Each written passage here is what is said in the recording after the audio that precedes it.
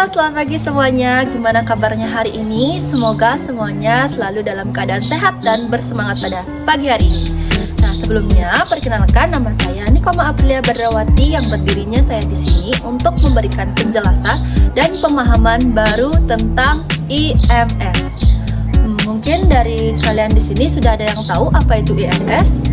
Nah, jadi IMS atau singkatan dari infeksi menular seksual merupakan suatu kondisi yang dimana merupakan suatu penyakit yang terinfeksi melalui kontak langsung hubungan seksual, baik melalui oral, mulut, anal, dubur, dan juga vagina.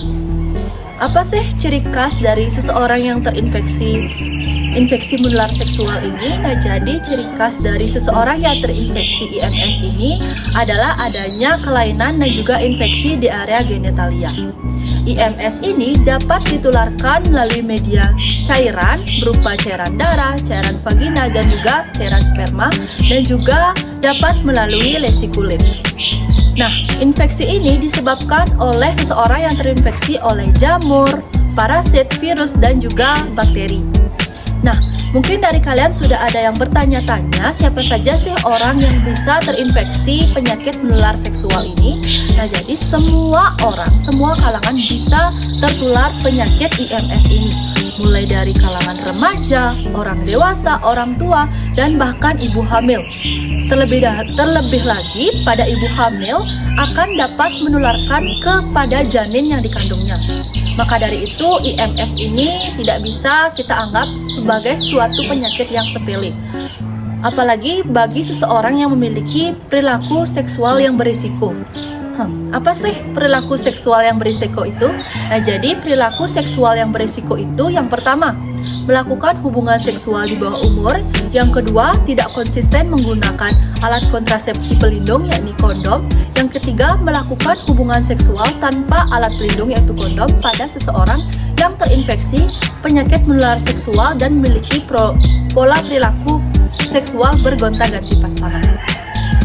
Oke, mungkin di sini semuanya sudah pada kepo apa saja jenis-jenis penyakit yang termasuk ke dalam kategori penyakit infeksi menular seksual ini. Nah, di sini saya mengelompokkannya ke dalam 3 kelompok. Yang pertama disebabkan oleh infeksi bakteri, yang kedua disebabkan oleh infeksi virus, dan yang ketiga disebabkan oleh infeksi parasit. Yang pertama disebabkan oleh infeksi dari bakteri, ada gonore dan juga sifilis. Yang pertama ada gonore atau kencing nanah. Nah, jadi gonore ini disebabkan oleh seseorang yang terinfeksi dari bakteri Neisseria gonorrhea. Seseorang yang sudah terinfeksi bakteri Neisseria gonorrhea ini akan menunjukkan gejalanya 1-14 hari pasca terpapar. Akan tetapi terkadang pada beberapa kasus seseorang yang sudah terinfeksi bakteri ini tidak menimbulkan gejala klinis yang menandakan bahwa dirinya terinfeksi dari penyakit infeksi menular seksual gonore ini. Akan tetapi pada umumnya, khususnya pada laki-laki, ciri klinis yang timbul atau gejala klinis yang timbul berupa gatal dan sakit ketika buang air kecil, serta keluarnya cairan dan nanah secara spontan dari alat kemaluan. Cairan tersebut berwarna kuning agak kehijauan dan sedikit kental. Dan mohon maaf, pada ujung penisnya terdapat bengkak kemerahan dan sedikit menonjol.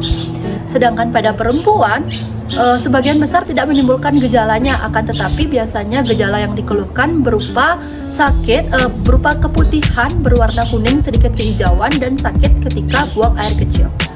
Yang selanjutnya kedua ada sifilis atau raja singa yang disebabkan oleh seseorang yang terinfeksi bakteri Treponema pallidum yang masa tunasnya berkisar 10-90 hari.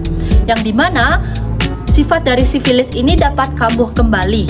Nah, selain melalui hubungan seksual, seseorang juga dapat terkontaminasi dari penyakit sifilis ini melalui transfusi darah, luka, dan juga jarum suntik. Yang dimana penyakit sifilis ini dapat dikategorikan ke dalam 3 stadium. Ada stadium pertama, stadium kedua, dan juga stadium 3. Yang ketiganya memiliki gejala yang berbeda-beda di setiap stadiumnya. Yang pertama, stadium pertama atau stadium primer yang gejalanya timbul 2-4 minggu pasca terinfeksi, yang ditandai dengan benjolan kecil berwarna merah, biasanya cuma satu, yang kemudian akan berubah menjadi koreng dan luka yang tidak disertai rasa sakit. Biasanya luka atau koreng ini akan sembuh sendirinya pada minggu ke-3 sampai minggu ke-10 tanpa dilakukan pengobatan. Akan tetapi dengan sembuhnya ini bukan berarti seseorang tersebut sudah terbebas dari penyakit sifilis ini, akan tetapi seorang tersebut akan berlanjut ke stadium selanjutnya, yaitu stadium 2. Oke, stadium 2 atau stadium sekunder ini terlihat pada minggu ke-6 sampai minggu ke-8 pasca terinfeksi, yang dimana ditandai dengan gejala demam, sakit kepala, penurunan nafsu makan, dan juga terlihat seperti seseorang tersebut terinfeksi penyakit kulit, yang dimana kondisi tersebut terlihat seperti benjolan di sekujur tubuhnya tetapi tidak gatal, dan juga disertai dengan kebotakan. Nah, pada fase kedua ini atau stadium 2 ini disebut juga sebagai fase laten, di mana tidak menimbulkan gejala sama sekali, akan tetapi ketika dilakukan tes laboratorium menunjukkan hasil yang positif.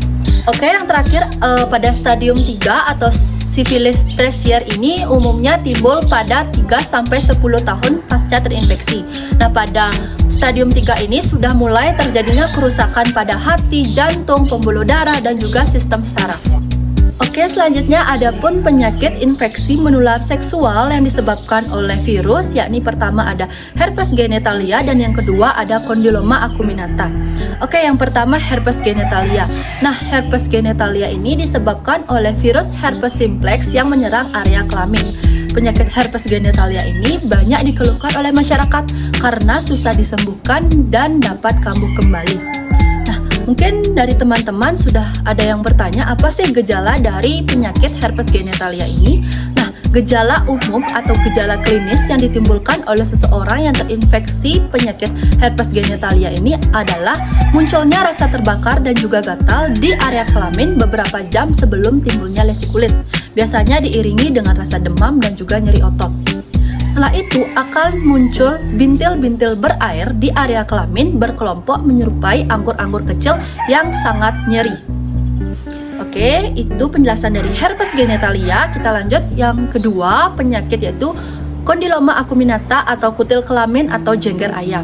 Nah, kondiloma acuminata ini disebabkan oleh virus human papillomavirus yang dimana ini akan menyerang daerah yang sering terkena trauma pada saat melakukan hubungan seksual, yaitu kelamin, yang dimana penyakit ini gejalanya akan timbul bintil runcing menyerupai kutil yang selanjutnya akan membesar menyerupai jengger ayam. Pada perempuan akan biasanya diiringi dengan keputihan. Nah, human papillomavirus ini baik dapat menyerang perempuan maupun laki-laki. Oke, itu penjelasan mengenai penyakit infeksi menular seksual yang disebabkan oleh virus. Kita next ke yang disebabkan oleh parasit.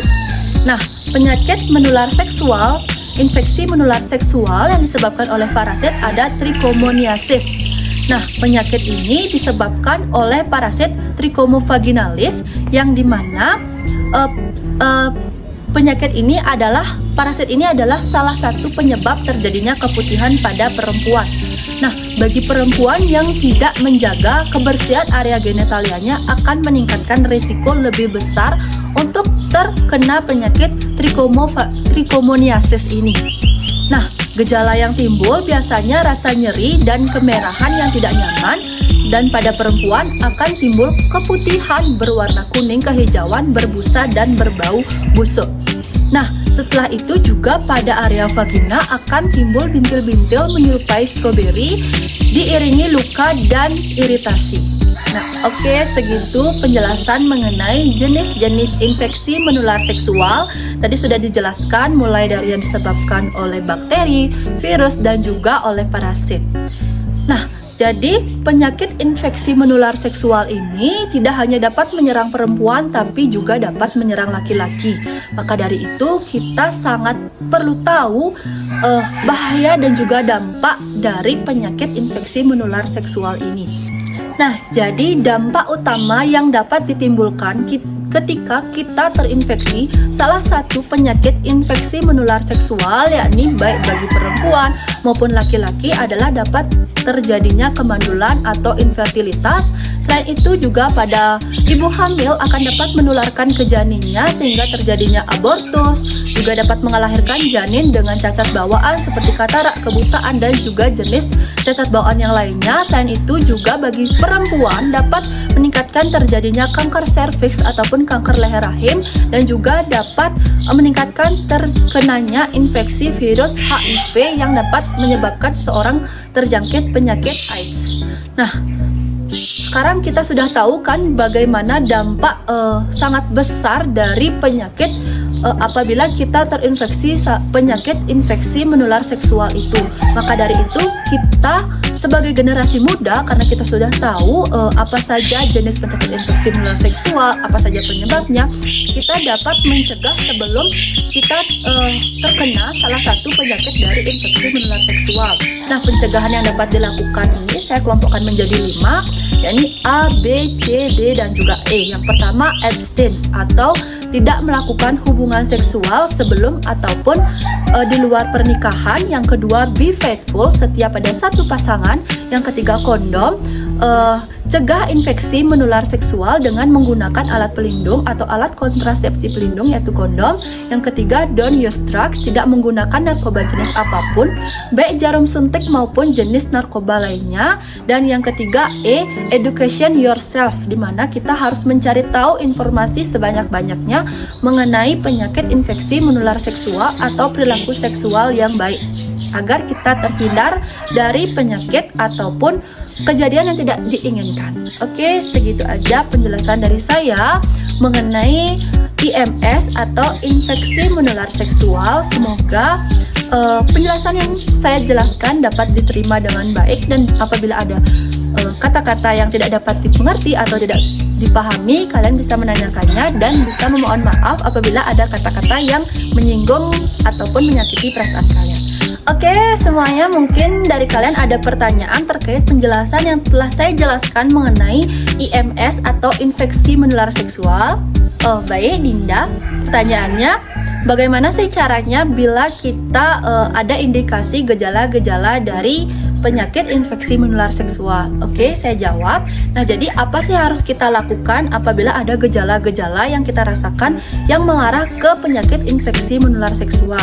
Nah, yang pertama tentunya kita tidak perlu panik, tenangkan diri. Selanjutnya jangan berdiam diri saja, segera datang ke fasilitas kesehatan terdekat seperti puskesmas, rumah sakit maupun bidan, di mana di sana kita dapat melakukan konsultasi terkait keluhan yang kita rasakan.